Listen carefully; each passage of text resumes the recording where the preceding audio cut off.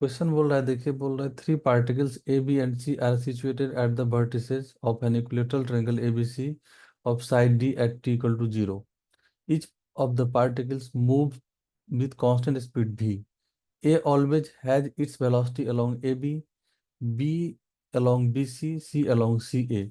At what time will the particle will meet each other? तो देखिए, अगर हम लोग इस तरह से लेते हैं तो इसका जो ट्रेजेक्ट्री होगा पार्टिकल का, इस पार्टिकल का, अगर वो एक दूसरे को फेस कर रहा है तो इस तरह से होगा, और वो तीनों एट ए टाइम आकर के सेंटर पर मिल जाएगा. तो ये ट्रेजेक्ट्री था. तो हम लोग देखते हैं कि इसका वैल्यू क्या होगा, कितने टाइम में पार्टिकल बी यहाँ से आकर के सेंटर पर आ पाएगा, या फिर ए बोल सकते हैं यहाँ से आकर के सेंटर पर आएगा, या फिर सी यहाँ सेंटर पर आएगा.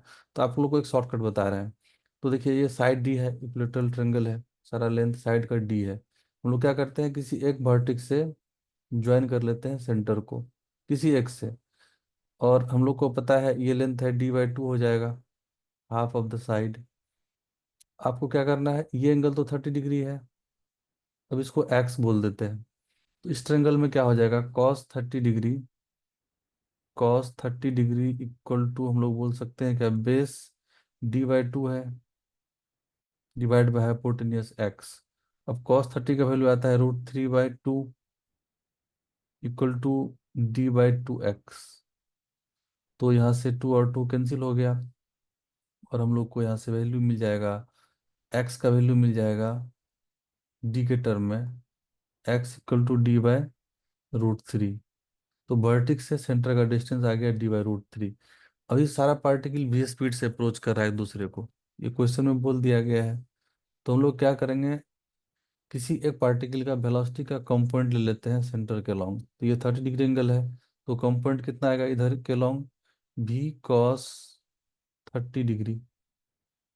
तो v cos 30 डिग्री का वैल्यू कितना हो जाता है, v√3/2.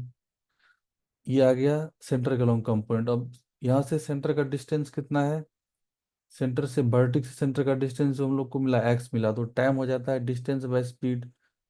तो x डिवाइड बाई इधर स्पीड हम लोग को कितना है, v × √3/2. अभी हम लोग जस्ट देखे v cos थीटा.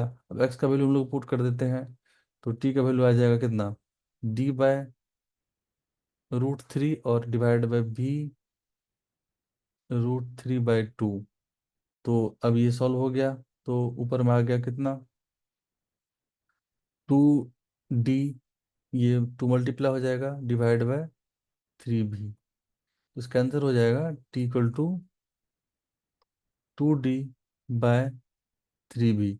तो स्क्वायर और रेक्टेंगल या फिर सर्किल, सॉरी स्क्वायर भी ऐसा क्वेश्चन आता है, हेक्सागोन में भी आता है, पॉलीगोन में भी आता है. तो ये ट्रायंगल का था, और ये आपको आई होप समझ में आया होगा.